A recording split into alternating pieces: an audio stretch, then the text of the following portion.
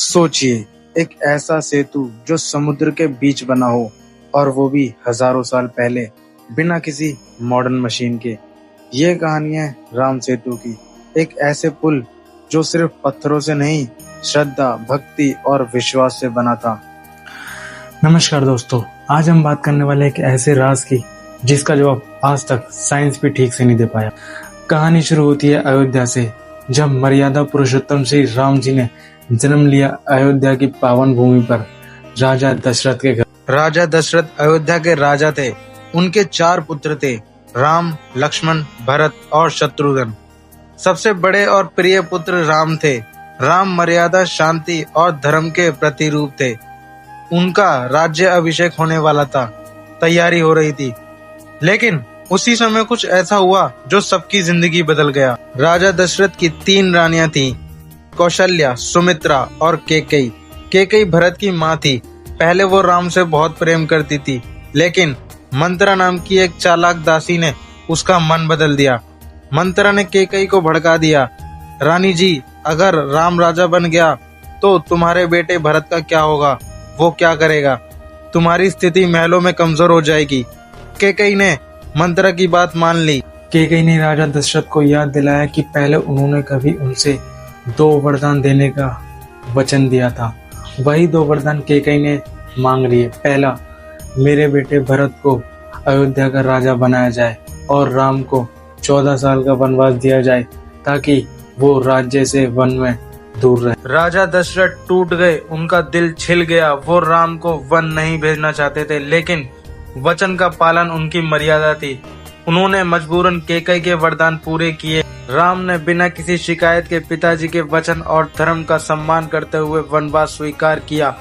उनके साथ उनकी पत्नी सीता माता और उनके भाई लक्ष्मण भी वन चले गए। वनवास के दौरान लंकापति रावण ने माता सीता का हरण कर लिया और उन्हें लंका ले गया। तब भगवान श्री राम ने यह प्रतिज्ञा ली कि वो लंका जाएंगे और सीता माता को वापस लेके आएंगे। सीता लंका में थी और लंका समुद्र के उस पार थी। भगवान श्री राम के पास ना तो कोई नाव थी, ना ही सेना को उस पार ले जाने के लिए कोई पुल, और ना ही कोई ऐसी तकनीकी जिससे पुल बनाया जाए।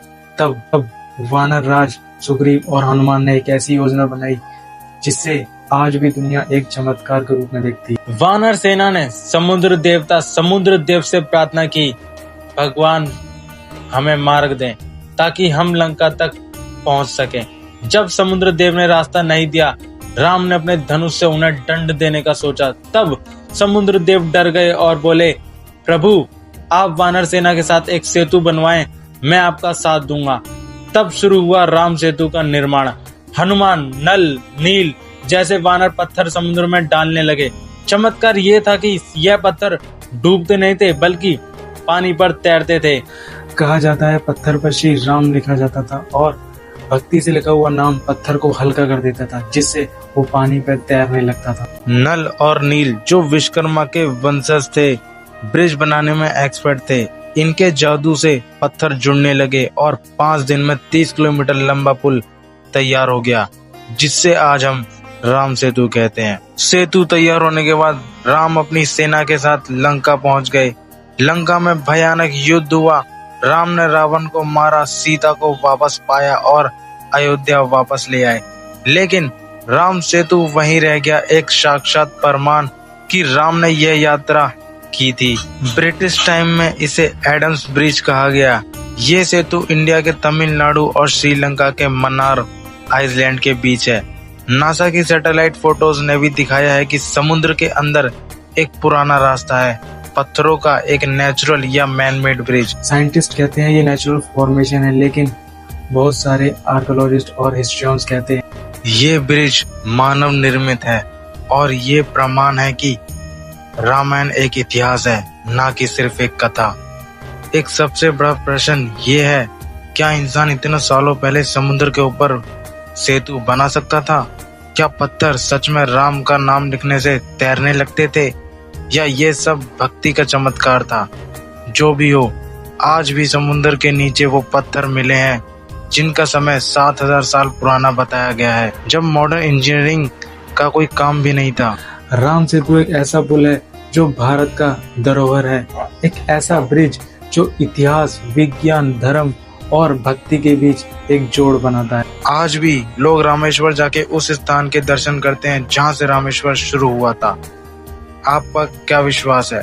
क्या आप मानते हैं राम सेतु सच में श्री राम ने बनवाया था, या आप इसे प्राचीन इंजीनियरिंग का चमत्कार मानते हैं? जो भी हो, पर राम सेतु हमेशा भारत का गर्व रहेगा। जय श्री राम। अगर आपको ये वीडियो पसंद आई तो वीडियो को लाइक करें, कमेंट करें और हमारे चैनल को सब्सक्राइब जरूर करें।